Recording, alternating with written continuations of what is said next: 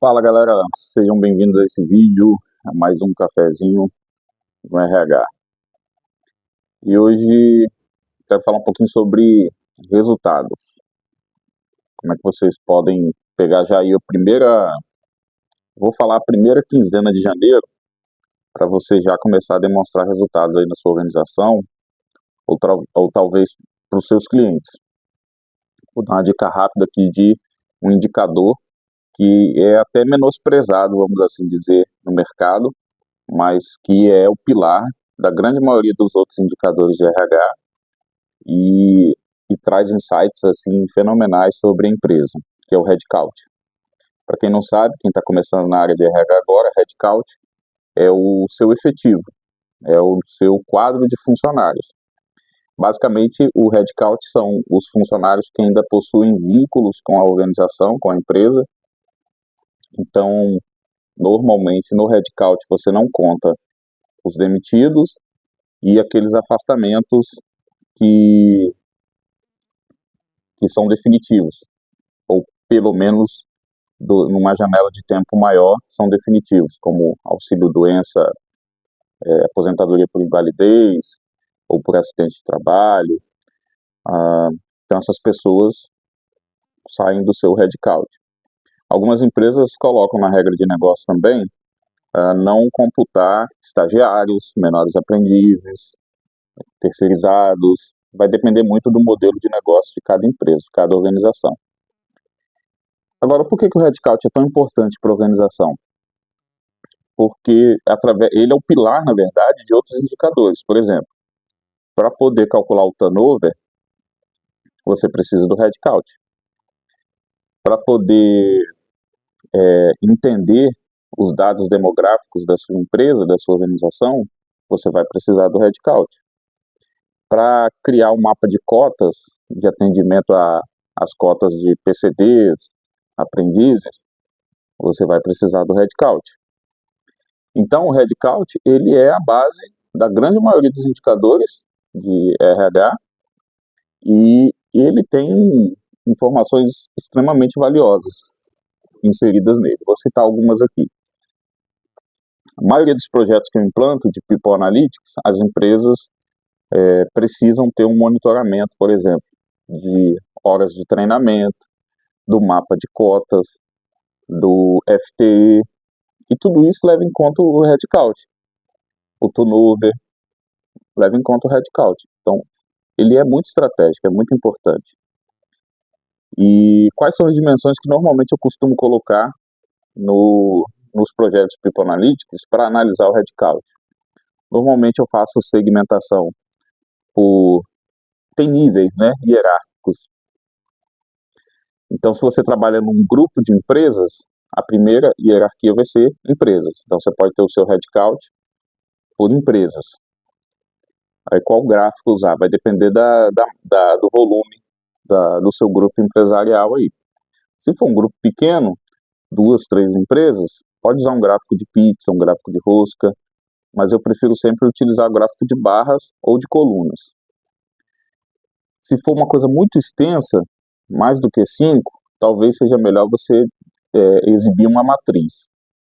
Fica mais funcional do que você botar um gráfico de barras ou de colunas e vai ter aquele monte de ocorrência, ou você vai ter que fazer um top 5, dependendo do espaço do seu dashboard, um top 10. Então, normalmente, quando passa de 5 ocorrências, eu prefiro utilizar a matriz. Depois de empresa, aí tem empresas que possuem filiais. Então, abaixo da hierarquia de empresa, eu faço uma análise por filiais. E aí já começa a ter a inter-relação entre os visuais. Então, quando a pessoa selecionar lá a empresa A, ele dá um clique lá, o Power BI permite fazer isso, né? Ele interage. Então, quando você clicar em empresa, ele vai filtrar as filiais daquela empresa e vai te dar os dados ou o headcount daquela filial. Abaixo de filial, alguns sistemas trabalham com postos de trabalho, outros com local, outros com centros de custo, outros com locais. Então vai depender da estrutura do seu sistema.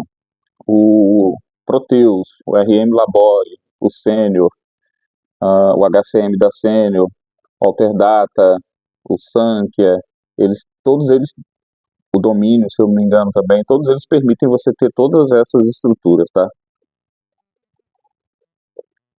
Empresas, algumas chamam de coligadas, outros chamam de CNPJ, enfim. Mas a estrutura de empresa, filiais, aí depois centro de custo, posto de trabalho, local, vai depender da estrutura do sistema. Depois você entra na parte do sexo, escolaridade, estado civil, faixa etária, faixa salarial, aí já peguei projetos onde era importante entender se tinha dependentes ou não, se tinha filhos ou não. Então a gente colocava quanto do headcount tinha dependentes, possuía filhos. Parece boba a informação, mas um case aqui para vocês. Uma vez, um projeto, a gente criou um projeto e de cara a gente fez uma análise de diagnóstico, a gente construiu o dashboard e nessa análise o foco dela era diagnóstico. E nós diagnosticamos que a grande maioria do absenteísmo estava ocorrendo em uma empresa, em um determinado contrato. Aí começamos a analisar esse contrato. O que estava acontecendo nesse contrato? Aí segmentamos por esse contrato e começamos a analisar os dados demográficos. E aí nós percebemos que estava mais concentrado no público feminino. E aí nós começamos a descer mais nos dados, fazer drill down. E aí era público feminino, que era divorciado ou solteiro, ou seja, eram mães divorciadas ou solteiras e que tinham filhos. E qual era a idade dos filhos? Aí eu tive até que criar uma consulta específica para isso, para poder vincular, né, a idade dos dependentes dos filhos ao dado cadastral da mãe. O sistema ele dividia a estrutura de dados um pouco diferente, então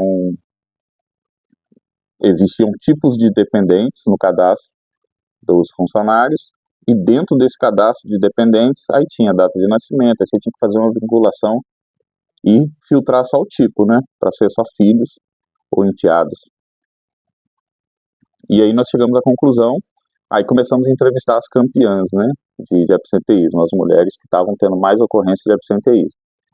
E aí nós percebemos o seguinte, elas relatavam que quando a van não passava, ou perdia o horário da van, ela tinha que ir lá levar a criança na creche, para poder deixar a criança, não tinha com quem deixar a criança, e isso gerava o atraso.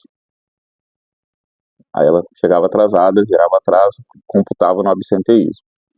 E algumas vezes, perdia a van, não conseguia levar para a creche não funcionava, tinha reunião dos professores, alguma coisa do tipo, não tinha com quem deixar, e era obrigado a faltar. Então nós tomamos algumas medidas com base nisso, uma delas foi promover turnos. Então esse público chegava um pouquinho mais tarde, entendeu? Então não botava no horário convencional, então ela chegava um pouquinho mais tarde, saía um pouquinho mais tarde, e conseguimos reduzir drasticamente o número de absenteísmo com medidas simples. E isso também nos levou a entender o seguinte, a persona ideal do nosso headcount, qual que era? E nós começamos a trabalhar melhor para esse contrato. Não adiantava contratar pessoas com esse perfil. As que estavam lá a gente ia tentar manter enquanto fosse possível. Mas, na hora de contratar, tinha que levar em consideração isso. Então, entender a demografia do seu headcount ajuda nesse sentido. Nós definimos a persona e os processos de recrutamento e seleção a partir dali começaram a ser direcionados fora desse perfil demográfico. Continuou sendo mulheres, mas com filhos um pouco mais, com idade mais avançada, que não dependessem tanto da interação dela, e também ou mulheres que não tinham filhos, né, casadas ou solteiras, independentes, mas que não tinham filhos. Isso reduziu drasticamente o absenteísmo. Por entender como que era o comportamento do nosso headcount, a gente conseguiu mapear outros indicadores, outras informações. Já estava estruturado, é isso que eu quero dizer. Então, às vezes a empresa despreza o poder que tem o headcount, mas quando você vai analisar os outros indicadores, quase que 100% das vezes você tem que recorrer ao headcount para analisar os dados demográficos e entender ali o comportamento do seu efetivo, do seu headcount, e como isso pode estar contribuindo para aquele outro indicador não ser atendido, não atingir a meta. Então é isso. Aproveitem a primeira quinzena de janeiro para fazer o seu headcount. É muito simples, parece coisa de outro mundo criar um projeto no Power BI, mas é muito simples. Inclusive, aqui na descrição do vídeo tem um link para você se inscrever na trilha Essence. Ela faz parte, inclusive, da nossa área de membros lá. Uma das 3 trilhas gratuitas que tem lá, a trilha Essence está lá. Desse mês de janeiro eu vou deixar ela gratuita. São 9 horas de conteúdo, onde você vai aprender a criar um projeto para analisar o headcount e também o turnover. Através de uma planilha de Excel simples que você exporta aí do seu sistema, você vai aprender a criar esses 2 projetos muito valorizados, muito estratégicos para qualquer organização, e você pode inclusive apresentar isso na empresa onde você trabalha, ou até mesmo vender.